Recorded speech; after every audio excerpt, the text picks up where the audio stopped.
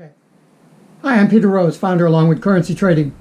Manage your account money carefully. That's the topic of the video I'm going to do today. And I think it's very, very, very important to step back from our trading on a regular basis to evaluate how we are managing the money that's in our account that we use to trade. Part of that management is you have to have life management before you're going to be able to have money management.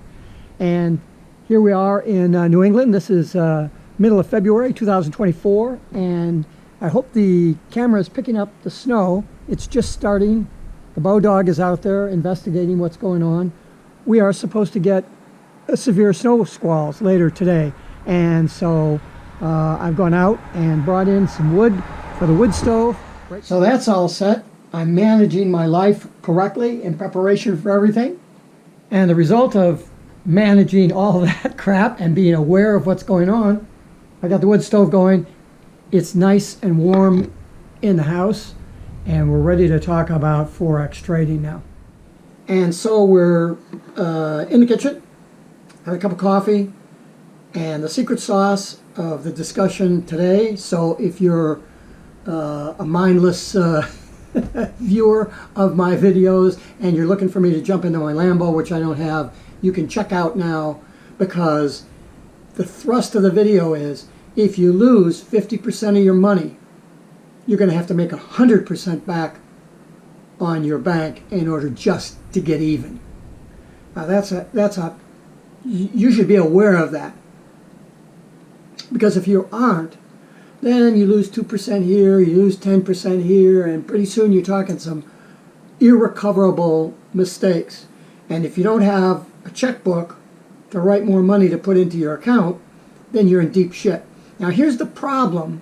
If you're trading small accounts, you're trying to take your $500 and learn how to trade or whatever you're doing, and you're not doing it correctly, you're learning really bad habits. So that even if you learn what to do and you're moving stuff around, and unfortunately if you're trading at 200 to 1, maybe you get lucky and you end up with 10,000 bucks in your account now, and you think you're a hero, you win 6 times in a row, because statistically you'll win 6 times in a row and statistically you'll lose 6 times in a row, but you caught it lucky this time and your account's up to around $30,000 now, and you think you're going to do the same shit that you've done in the past before, and all of a sudden you find yourself with your account to the wood, gone.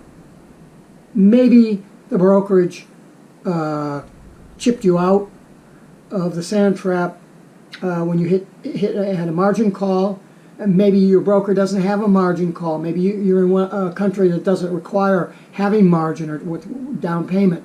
And so that account, they'll just let that account go until there's nothing left. Now what are you going to do? Well, you've probably hit that before, but you didn't pay any attention to it because you're trading a $500 account.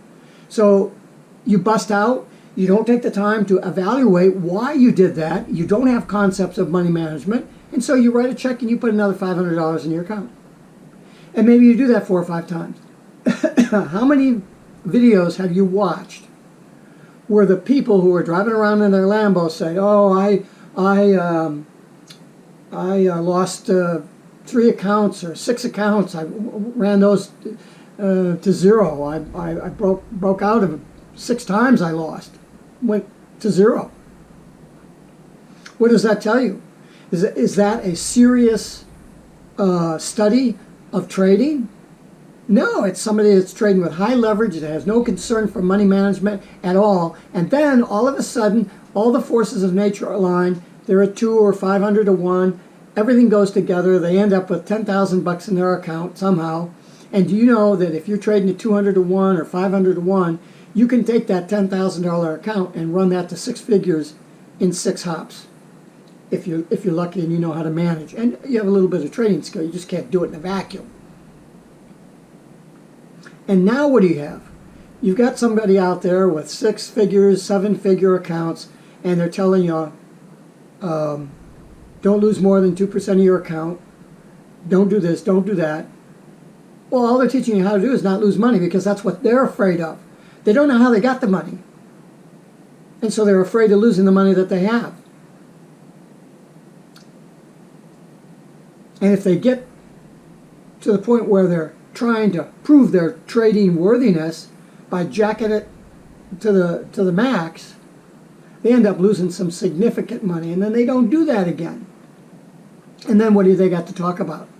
Look at all these successful things that I've done, but now I've lost half my account. Well, you know, you can't cry because maybe you didn't deserve that money in the first place. That was just a gift. So managing your money has to do with managing your life. Are you responsible in your life? Do you conduct your life in an intelligent, careful manner so that you don't get injured or hurt or lose too much money such that it damages the well-being of your family? Of course, we all do that. We try to do that to the best that we can. Well, anybody that's watching a video like this does. You look at some of the friends that you have that are out there scatterbrained and all over the place, and it's a mess. But for those of us who want to make something of ourselves and provide for our families and for ourselves, we just go out to dinner and have a good time. It's nice to be able to do that. We don't hold that over anybody. They're going out and taking their family to dinner and spending the amount of money that's reasonable for them to spend. Life management. So part of money management in the Forex market has to be constant awareness that if you lose a certain percentage of your money, you're going to have to make much more than that percentage in order to get back to even. So if you lose 5% on a trade or 5% in a week, it's not going to take a 5% return on your bank, right? It's going to take a 6 or 8% return on your remaining funds in order to bring that back up to the 5% you lost. That's costing you not only money, but it's costing you time. How long is it going to take you to make 5% on that account? You know, if you're really good, maybe you're making 5% a month. Or maybe you're making 20% a month. I don't know what you're capable of doing. But I just wanted to do a video to say, let's look at the worst case here. As a software engineer for 33 years, that was the mantra that we had to do and consider when writing a computer application. What's the worst case scenario? What's the worst thing that can happen? And how do we prevent that from happening? What steps can we take in order to mitigate the risk of that happening? So your worst case scenario is to lose 50% of your account. And then you say, well, I've still got 50% that I can make money on. Yeah, you do.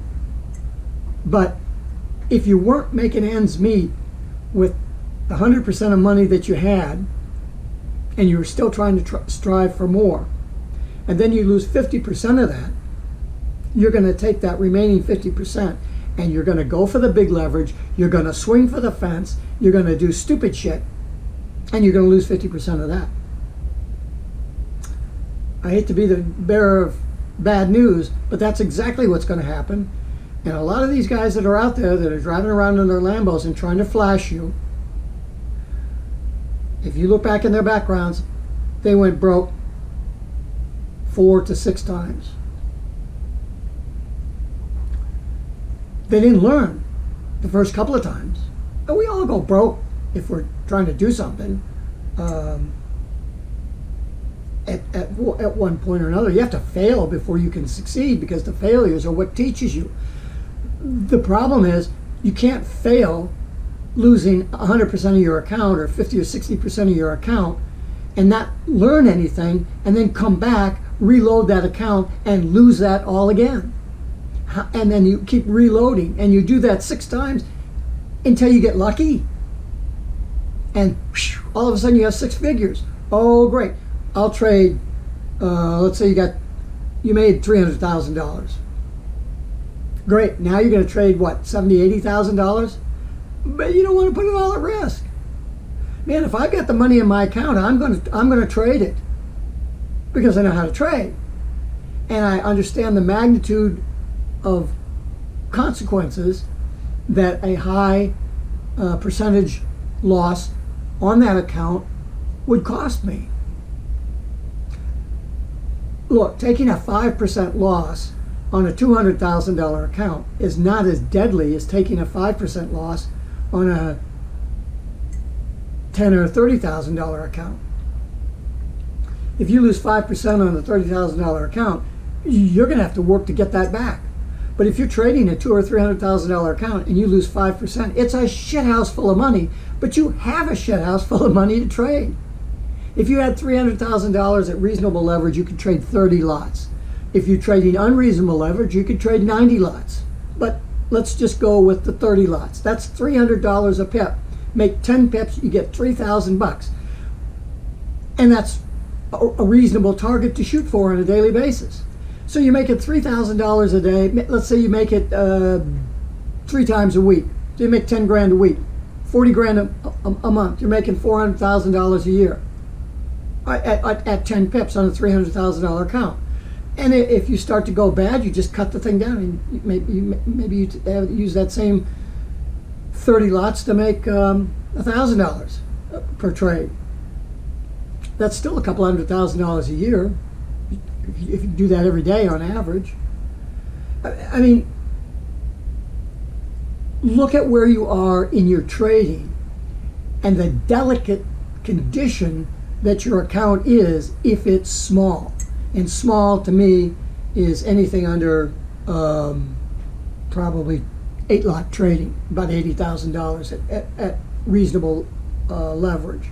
But hopefully with that bank size and losing that 5%, you go, oh, that shouldn't have happened.